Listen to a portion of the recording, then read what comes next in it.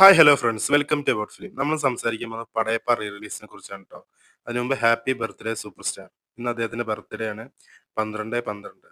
കാരണം 1998 റിലീസായ സിനിമ ഇന്ന് റീ റിലീസ് ചെയ്തിട്ടും ഈ സിനിമയ്ക്ക് ഒരു ഗംഭീര ഓപ്പണിംഗ് കിട്ടി എന്നുള്ളതാണ് സത്യം.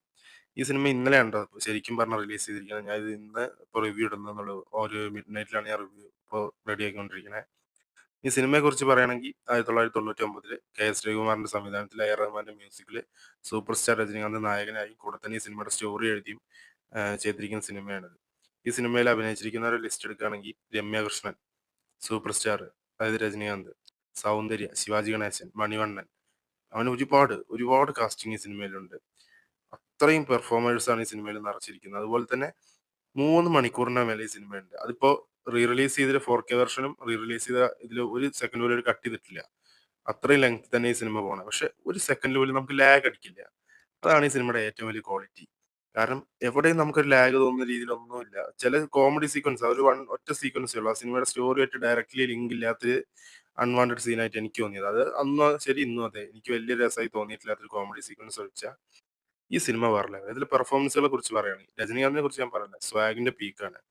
പിന്നെ ഒന്നെന്ന് പറഞ്ഞാൽ നമ്മുടെ സ്വന്തം രമ്യ കൃഷ്ണൻ, നീലാംബരി, രാജമാതാ ശിവഗാമി. എന്താ അവര്? രജനീകാന്ത് എത്ര കണ്ട് പീക്കാണെന്ന് നിങ്ങൾക്കറിയാലോ. അതിന്റെ ഡബിൾ പീക്കിൽ ഒരാൾ നിൽക്കണം എന്നുണ്ടെങ്കിൽ ഒന്ന് ആലോചിച്ചാൽ മതി ഈ സിനിമയില്. കാരണം സ്വാഗ് ആണെങ്കിലും ശരി, സ്റ്റൈൽ ആണെങ്കിലും ശരി, ഡയലോഗ് ഡെലിവറി ആണെങ്കിലും ശരി, പെർഫോമൻസ് ആണെങ്കിലും ശരി. രജനീകാന്ത് 10 കണ്ടം ചാടിയ ഇവര് 20 കണ്ടം ചാടുന്ന പറഞ്ഞ പോലെയാ. കാരണം പീക്ക് അത്രയും പെർഫെക്ഷൻ. ആ ഒരു ക്യാരക്ടർ എന്ന് പറഞ്ഞ നീലാംബരി, രമ്യ കൃഷ്ണൻ. ഇത്രയും ഒരു പവർഫുൾ ആയിട്ടുള്ള ഒരു ലേഡി ക്യാരക്ടർ ഞാൻ ഇതിനു മുമ്പ് ഒരു സിനിമയിലും കണ്ടിട്ടില്ല.